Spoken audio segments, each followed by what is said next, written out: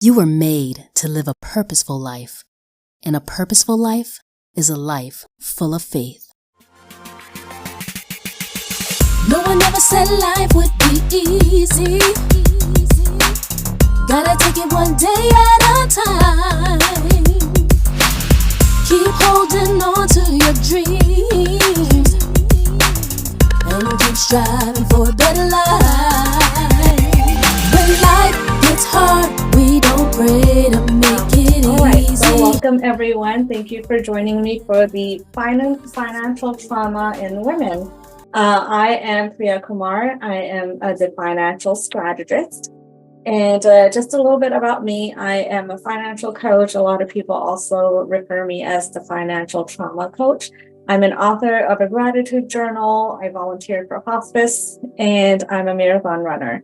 And that is my inspiration right there, my little man. He is 7 years old, and he is the one who inspires me to be unstoppable pretty much. Everything that we do is for someone that we love. And just a little background on why I love talking about money is because of my own childhood and upbringing and all of that. One thing that I always saw was that we don't talk about money. People don't really talk about money, and there's so much shame and guilt around it. And it's a love-hate relationship that we're supposed to have with it, more of a hate relationship than a love relationship. And when I started studying it, and during the pandemic, I started actually doing a lot of workshops on how to rebuild. And this was mostly for women who have gone through divorce. And what I noticed was that a lot of people were still stuck in the struggling part of it, and they weren't able to get out of it.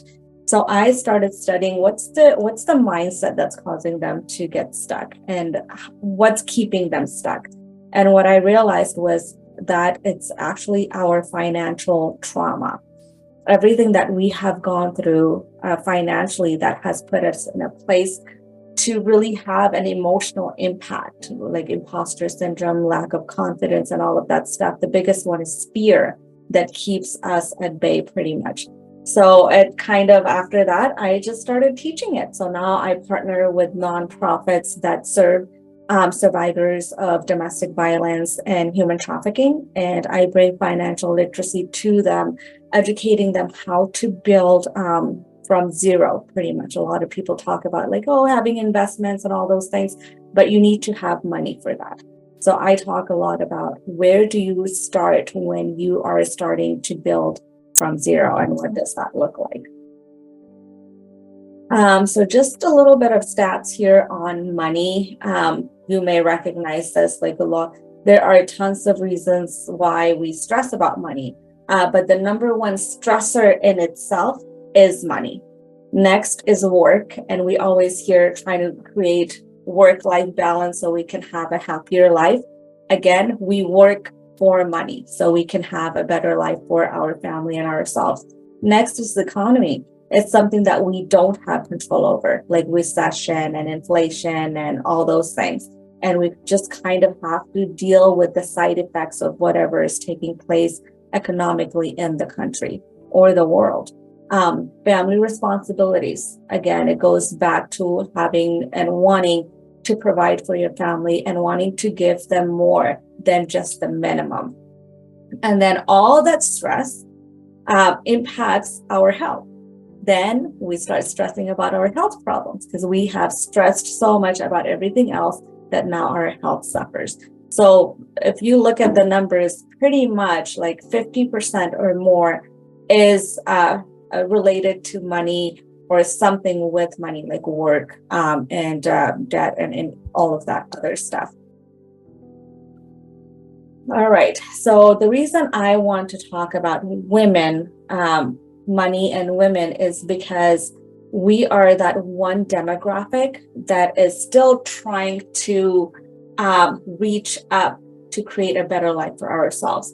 So I did some research on some of the stats, and it was shocking what the numbers revealed. So 56% of women actually live in poverty. And this was right before the pandemic and the reported in the 2018 census. 1 out of 4 single moms live in poverty. That's a huge number, 1 out of 4. So if you have 4 friends, chances are one of them is living in poverty or below the means. Nationwide, 28% of Black households and 24% of Hispanic households that rent are behind on their payments, compared to 12% of white households. And this data was obtained from Save the Children. So if you look at it, Black and brown communities, minority communities suffer a lot more financially compared to white communities. So what is financial trauma? There are so many definitions. If we Google it, it's this overwhelming amount of information on what financial trauma really is. You don't have to go with my description, but I like this the most. It's the easiest way. It explains it in a nutshell, like the effects of it. So financial trauma is pretty much a set of circumstances and life events that create stress, fear, and insecurity around money, which influences our habits, behavior, mindset, and relationship with money. I remember the first time I heard of relationship with money, I had no idea what that meant. How do you have a relationship with money, right? And then if we look at our behavior, like so many people are trying to focus on reducing their debt. Yes, there are people who just have a hard time making the ends meet, but a lot of people also overspend. And we hold so much guilt and shame in the way we spend our money without realizing that that habit is actually influenced by something that we have gone through in our lives. Why do we love retail therapy? It's the easiest, right? It makes us feel better. But it's also coming from something more deeper than that took place way before in our life that was a financial trauma that's actually influencing that behavior, that habit in our adulthood. All right, some causes of financial trauma. Family and peers. So this is the mindset we have gone through. A lot of families that are poor or have gone through poverty, they actually don't discuss money. It's not a dinner table conversation. They don't plan finances together. And it also has to do with lack of education too on that part. So the mindset that our families and peers have. And sometimes it's also when we are trying to grow, the negative things that we hear from our families. Environment, our poverty is part of it. So where we grew up, where we came from, that impacts the trauma that we go through, having to reground ourselves, recreate the lives that we want. Life experiences and circumstances. So divorce, death, violence, bankruptcy, economy, loss in business, or any other kind of loss, period. It creates financial trauma because anytime something major happens, like a life event takes place, it impacts us mentally, but it also impacts us financially. So we take time off, or we end up to show up for other people, we end up incurring debt or spending more money. So our finances also get disrupted as well. Abuse is a huge one. A lot of people use abuse to really overpower the person that they're with. So if anyone who has been in an abusive relationship, most likely money was used as a mechanism as well. Like, oh, you're not good enough to deserve something better. So money was used that's a financial abuse that they went through. Or they may have been abused where they were the earner and the other person took it from them. So that's another type of abuse that we go through. Colonization is historic, pretty much how everyone has moved all over the world that's impacting us. Capitalism is another one.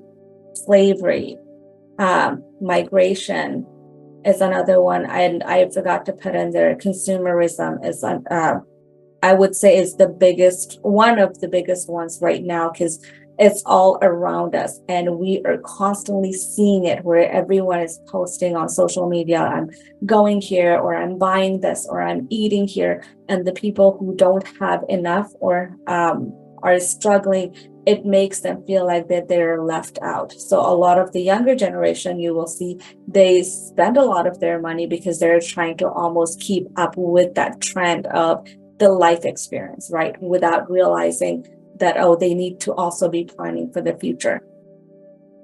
So financial trauma in women, one of the biggest one is gender pay gap. So this impacts life. The impact of gender pay gap is life term, because the ability that you have to create financial security is actually less. And for women, especially when you're in the work field, you're also going to have to, if you have kids, you're going to have to take time off. So not only are you not paid enough, but when you have to take time off, the income is impacted. So anything that you're putting aside to create that financial security gets impacted as well. Cultural conditioning, so gender-based stereotypes. Culturally, I would say in our Indian culture, one of the things is that they tell us like, oh, I mean, back in the day, the saying was, right, if your rotis are round, then you'll get a good husband. But they don't teach us any financial literacy, like how to understand money, how to know what's happening financially. And culturally, it's conditioned like your husband will take care of it. Don't worry about it. He is going to earn the money, or he's going to earn more than you. So he's going to do all of the financial planning. And that kind of does a disservice to us, because we don't question it, right? Until it's time to fill out the paperwork for retirement. And we're talking about, okay, what does the retirement look like? How much will we get or whatnot? That's when the shock comes in, like, oh, he actually didn't have anything in place. So now that is all pushed out, right? So cultural conditioning, what are some of the biases that we have culturally that has been imposed on us that we need to actually break away from? Lack of financial education. This is very common, because if you really look at the financial industry, financial advisors and all of them, there are more men who are in this field.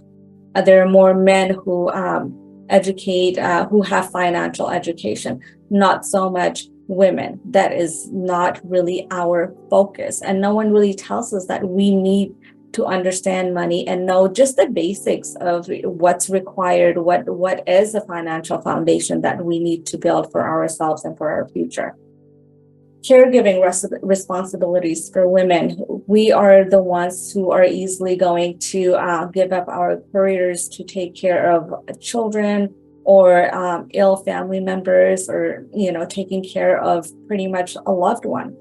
We are the ones who are most of the times making that sacrifice of compromising on our careers, promotions. And even when we start our businesses, a lot of women go through that guilt and shame of, okay, if I start my business and I have a full-time job and I have a child, what do I need to do? Or what's going to give in order for me to be successful, right? And a lot of women don't actually get the support that they need or that they would like to have. And that impacts their relationship with money and their ability to create financial security as well. Traditional gender roles, men versus women. It's always been told that men are the providers and the women are the homemakers. I mean, that's changing. It has changed a lot, but some of it still exists, right? Women are expected to have a full-time career and also take care of the household. That is expected, and women do it too. It's changing a little bit more. More men are becoming supportive, but not in a lot of cultures. In some cultures, that is very it's a hard line. Men are going to do this and women are going to do this. Fear of financial independence. This is also a big one, conditioned to believe that they need a partner to build with. There are a lot of women who actually put off their financial planning because they are waiting to find someone, to meet someone, and then they're going to start that financial journey with that person, that partner. why can't we start building from the moment we learn about finances, from the moment we start understanding money, or from the moment we start working, right? But a lot of the women, we don't do that. We put it off until we find a partner that we are going to build with. All right, some impacts of financial trauma. Imposter syndrome is a huge one. Limited beliefs, belief system, and lack mentality. So lack mentality is pretty much, you know that you deserve something and you know that you want it, but you justify it to yourself that, okay, I have enough. Fear of success is one of it too, like where you're moving forward and you're like, oh, I only want to go this far, because anything more than that is going to require me to sacrifice more. Or the mentality is, oh, I don't deserve it. So we lessen what we tell ourselves that we deserve or we want. Fear of success is very prominent in women entrepreneurs, as well as women who are focused on career. Before they take a promotion, they will always think about what sacrifices are they going to have to make, or what sacrifices that position is going to require for them to make. The money may be there, the opportunity may be there, it may be their dream job, but they may not take it because of what they're going to need to sacrifice. So fear of success. Lack of confidence is a huge one. Lack of, it's either lack of relationship with money or unhealthy relationship with money, self, and others. Something that I want to point out here with the relationship with money. When we have a negative relationship with money, it also causes us to have a negative relationship with ourselves and a negative relationship with others as well. A lot of the times you will see that there's jealousy amongst people. Like sometimes it's friends who were, at the same level at one point, and one of them grew and became successful, and all of a sudden there's jealousy. And that comes from that lack of relationship with money. So we start disliking the people who have grown because we have not been able to figure it out ourselves, or the mindset is that I don't deserve it. Money is never going to come to me easily. It's always hard. I'm going to have to always struggle. So those are the certain limited beliefs and mindsets that we carry that causes us to have that negative relationship with others around us as well, including ourselves. One of the other big part of this one is the lack of relationship. It also spills over into food. And we don't really realize it, but food therapy, a lot of us, we do that when something goes wrong, a project goes wrong, or we were supposed to do something, or we didn't get a client, or we lost money, we received a huge bill on our credit card, didn't realize the things that we were spending on. What do? One of the things that we do is we go to food for therapy. So it also develops an unhealthy relationship with food. So little things here and there to be mindful of when you are working on your way to build your relationship. And when you think about money, to look at the big picture. Yes, money, it may be a small piece of it, but it is impacting a lot of areas in your life. Behavior, overspending, hoarding, underspending, workaholism. I talked about this just a little bit in the introduction. We guilt and shame ourselves for overspending. And the underspending comes in for a lot of women, actually, where we earn the money, but we don't take the time to celebrate our hard work. We are penny pinching, right? Like, oh, I want this money. This extra money is going to go towards this bill or to take care of a family member or something else. We always put ourselves last. Guilt and shame. I touched on this briefly. So guilt and shame, we carry that a lot around money and our growth as well. And then, of course, there is the mental health, stress and burnout phase that we go through. because of finances. This one, ready but not ready, financial trauma has a huge impact here. And this is pretty much a result of everything. So when you have not worked through your financial trauma, ready but not ready is the stuck phase, where we do our research, we go to the lens to talking to other people, we write things down, but when it comes to signing on the dotted line, we step back and we're like, I'm not sure. And when we ask ourselves, well, why not? I thought I was ready for doing all these things and I've done all the research, I'm confident, but you're not really ready because you don't really have the confidence in yourself that that is something you can do, or you believe that you don't deserve it. So we're ready, but not really. Healing financial trauma. This is a huge part.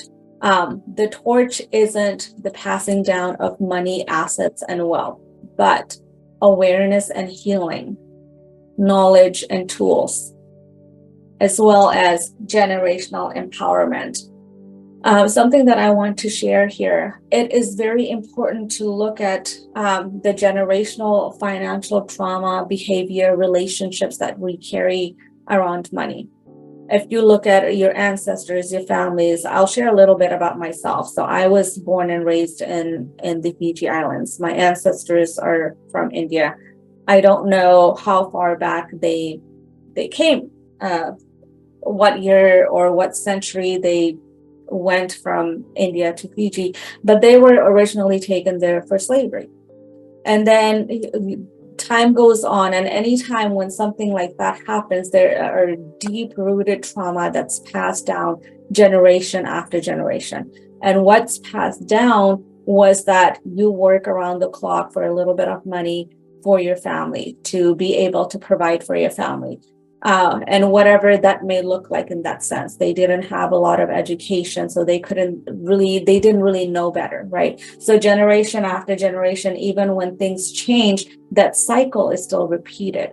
That's why there's so much, they talk about, like work hard and everything will come your way. And my thought that really was when I was growing up, and my dad, he worked 2-3 jobs to support us or whatnot. And when I looked at his life versus like now I was going in college to get a degree to pretty much just work hard. And then when I looked at other people like the millionaires and billionaires, and I thought to myself, well, they haven't, how did they translate hours to dollars where they have so much? I mean, I don't have enough hours in a day to translate to make good enough living, right? How did they do it? And that question was like, okay, well, there are other ways to create money. And I had to go back and heal that trauma, right? That generational curse, as we may have heard it several times before, where people talk about the generational curse. But until you become aware of the mindset that you're carrying, the behavior that you are repeating, you're not going to be able to heal that generational financial trauma. So it's important that we create that awareness for ourselves so we can break that cycle for the coming generation, for our children and children's children, right?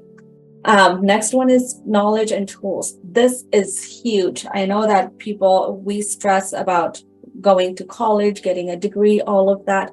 But a lot of percentages, if you really look at, a lot of people don't really end up using their degree. Because if you really look at it, high school, 18 years old, we haven't really figured out life. We don't even know what our passion really is. And we have no idea if we're really going to love the job that we're choosing. I don't know about you guys, but when I was choosing my major, I literally researched the jobs that paid the most amount of money. And then I looked at what were the areas that I was kind of smart in. And that was the career that I was going to choose and get a degree in. But it wasn't until afterwards that I graduated. I'm glad I did that. I don't regret getting a degree.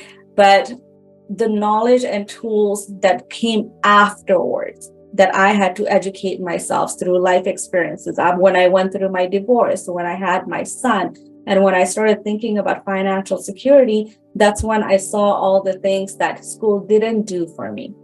So then it was like, okay, I gotta change some of the ways that I have been teaching myself about money, or I have allowed other people to teach me about money.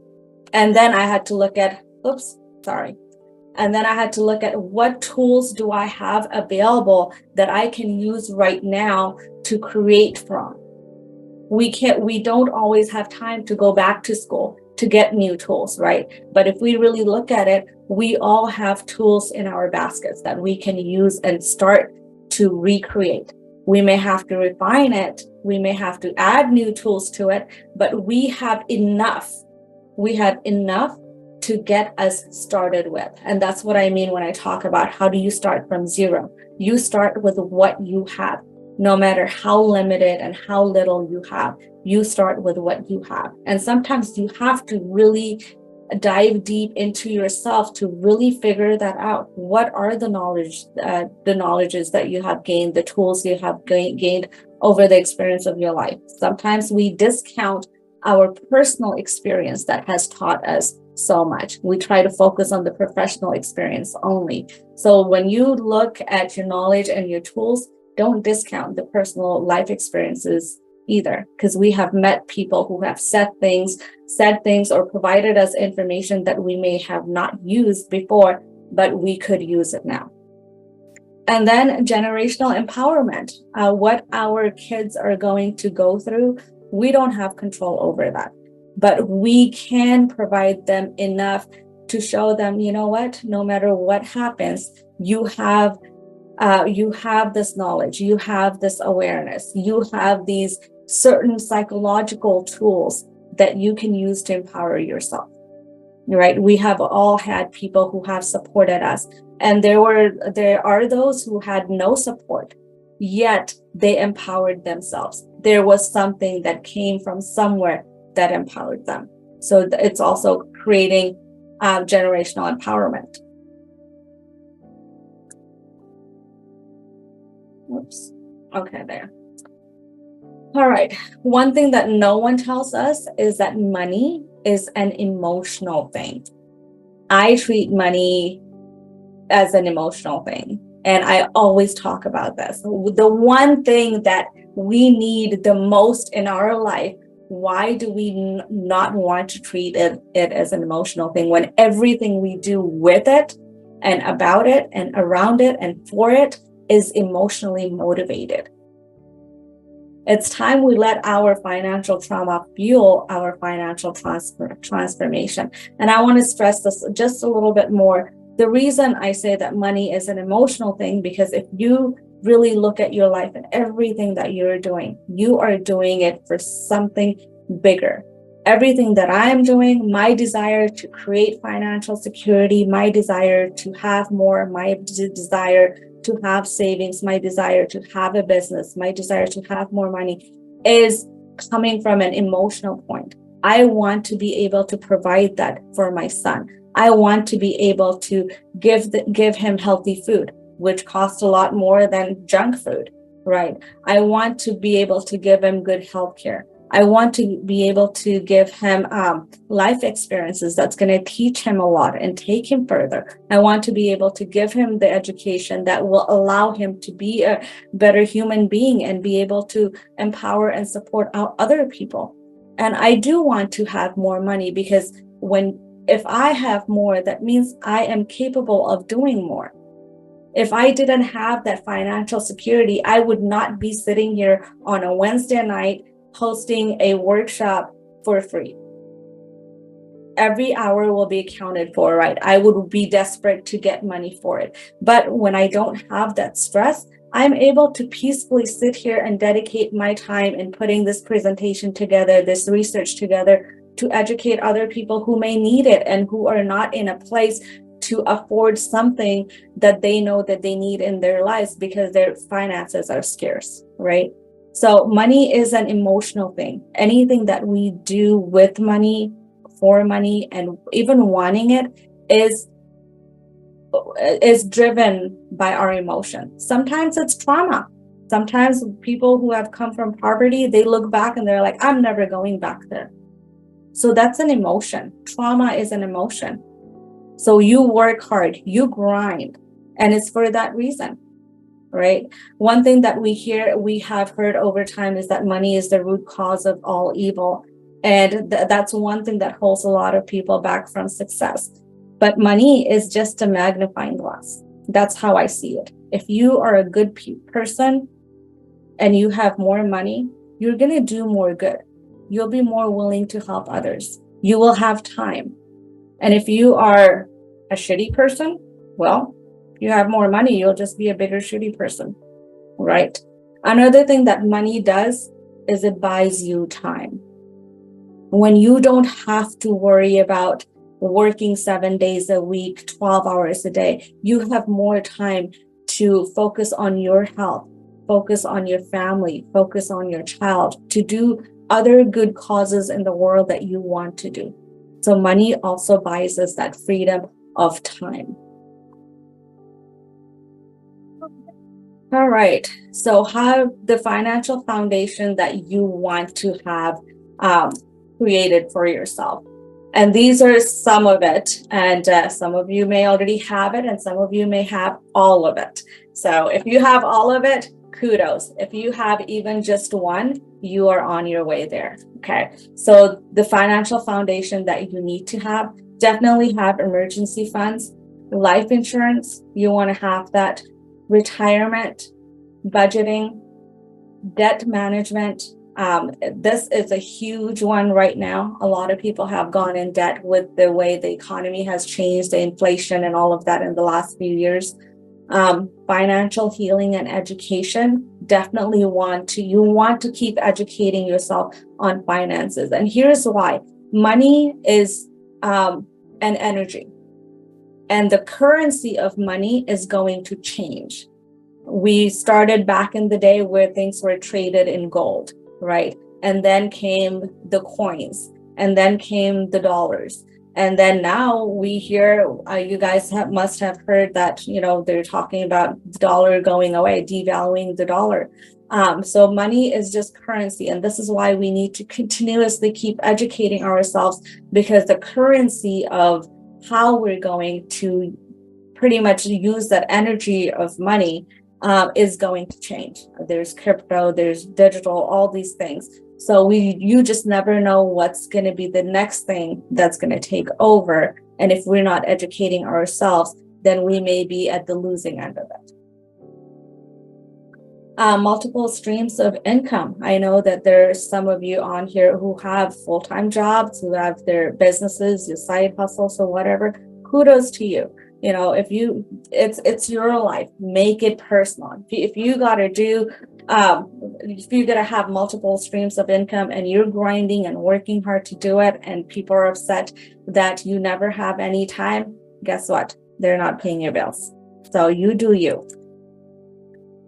Financial conversation. This is very important. Talk to your kids about money. Talk to your partner about money. Talk about your financial planning. Lay down the bricks together. It's very important. With our kids, they need to know, they need to understand what money is. And you don't need to be an expert. If you're going to the grocery store, have them make their own list. Have them write the prices of the things that they're buying, so they get in the habit of thinking like, okay, I'm going to compare these prices. And if you really look at it, the brand name is always there. And then there's the store brand that's very next to it. Have them compare it.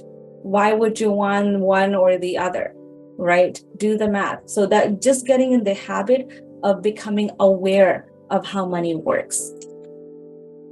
And then plan the future ahead. And you want to plan for your personal life, your professional life, your retirement. Retirement is one thing that a lot of people don't plan ahead for. And at 59, planning for retirement is a little too late.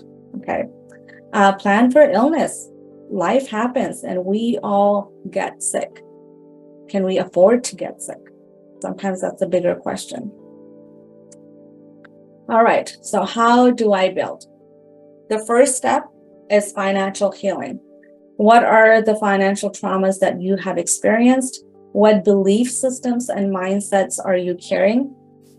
What is your relationship with money? Answer some of these questions. And I actually have a template for this, so I will send it. I'll share it in the chat after the presentation. Number 2, financial assessment. What is your financial status? Where are you at? Do you have debt? Do you have, have you lost your job? Have you lost your home? Are you wanting to buy a house? Do you live in an apartment? All those things, like look at your financial status. And then ask yourself, where would you like to be 1 month from now, 6 months from now, 1 year from now, 5 years, 10 years? What does that look like? And what are your challenges and your limitations? Sometimes we set goals that are too big and we don't really look at the challenges along the way that we're going to face, right? So when we write it down and we're clear about this, we are able to set a goal that's achievable, okay? Rebuild one step at a time. What do you need to fix first? So sometimes we set goals and we set too many goals without really realizing that we need to take care of one goal that's going to help us with the next one. So these are just some examples: trauma, mindset, relationship with money. And you can have like, oh, I need a better job, I need a promotion, I'm trying to work on my business. Whatever your goal is, write it down. What is that one thing that you would like to fix in your life right now? And then what action you can take towards it. We don't have to have the answers, and we don't always have the answers. But what we have is that we know someone who has some of those answers. We all know a therapist. We all know a coach. We all know how to use YouTube. That has plenty of videos, right? We know how to read. We can get books. So what action can you take to fix that problem that you're trying to fix? What resources and information do you need? Make a note of it, write it down, and it will help you get to the next level. I love this quote by Robert Kiyosaki. Financial freedom is a mental, emotional, and educational process. And I feel like in this presentation, I have kind of gone over all 3 of those. I think I have, so this is the last one. And then I have my 6-week coaching program that's starting in June, and that's for anyone who needs help getting it done. So this is something that I do with nonprofits. Unfortunately, no one from the outside can come in, and neither can I share any of that stuff. So I have this at a low cost of $17 per session, if anyone is interested. So you get pretty much the weekly group coaching. You pretty much get a cohort. There's worksheets. There's one-on-one calls that you get, and resources if you're trying to create extra income. So I will go back to this one so I can share the worksheets.